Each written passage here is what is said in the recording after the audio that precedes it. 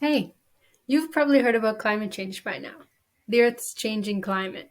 It's cyclical, so it goes around and comes around again, and it's been the rise and fall of many animal rings, like the anaerobic organisms, those that thrive in oxygen free environments, the dinosaurs, mammals, birds, and us, humans.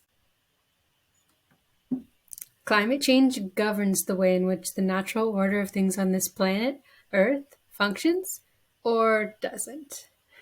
The planet does this by cycling through higher or cooler temperatures, warming or cooling the planet beyond what many species can handle. And this is based on a variety of factors like the compounds in the air, oxygen, nitrogen, methane, or natural disasters like volcanic eruptions, floods, things like that. So there are three main factors, and these are called the Milankovitch cycles. The first one is eccentricity, and eccentricity describes the shape of Earth's orbit. It describes how wide or how skinny the orbit is, and so determines how close or far we are from the sun, and so how much sunlight we get. The second one is tilt. The tilt of Earth's axis is what determines our seasons. And when this angle gets bigger, it gives us more extreme seasons, and when it gets smaller, more mild seasons. The third one is precession, and this is the wobble.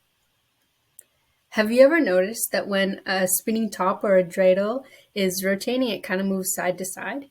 That's a wobble, and that's exactly what our Earth does all the time. And this wobble determines when our winters start later and then make our summers last longer.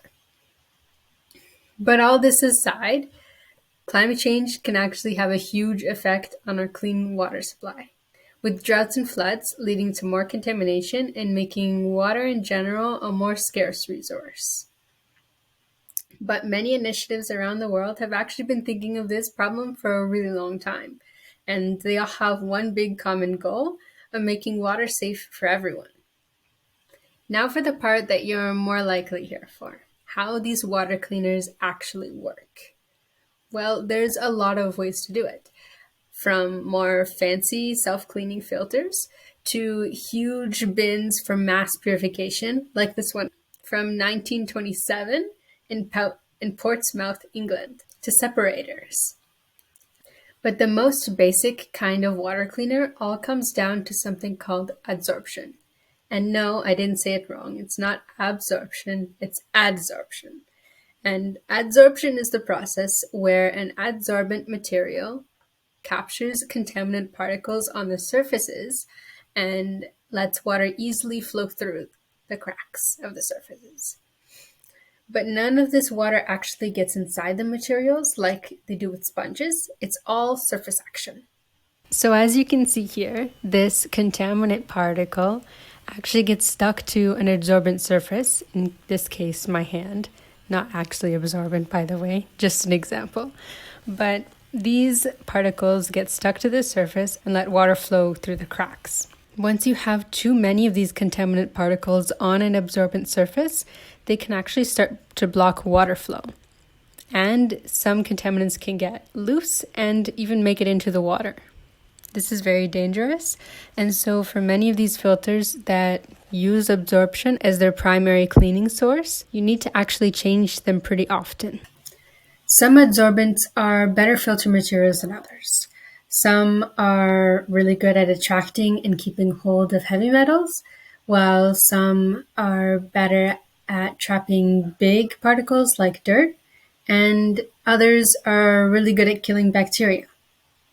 But three things that these kind of materials all need to be are hydrophobic. So this means that they're really good at repelling water, so the water can't get in that material and eventually cause mold. They need to have lots of surface area, so there's lots of space for all these particles to attach to and stay onto. And they need to be porous. So they need to have lots of pores on them. And this is like lots of little nooks and crannies that allow this material to catch lots of stuff. And some sustainable materials that fit all these parameters are granules like sand, coffee grounds, gravel, some powdered chemicals, and even eggshells. Eggshells, the one of the world's most common food waste culprits. And these kinds of materials can are used a lot for the first round of filtering. This first round of filtering is called the coarse layer, and it's used to collect the biggest particles first. So then later on, the smaller particles can be captured in the finer layer. And these smaller particles are able to get through the bigger cracks from these bigger particles that leave space in between. And this finer layer uses more precise materials like super packed cotton and UV radiation. And UV radiation is a little bit different because it's super great at killing all sorts of pathogens like bacteria, viruses, fungi, and mold. And it's different because it doesn't actually capture these pathogens. It instead kills them straight away. When you shine some UV light onto some water, the light particles, photons, they attack and destroy the DNA in these pathogens, and then the DNA is the very thing that tells these particles how to operate and how to rebuild themselves. And you can easily use these kinds of materials to make a fairly simple filter at home, like this one here. This filter has some cotton on the bottom. It's really packed together to make it be able to collect a lot of those smaller particles.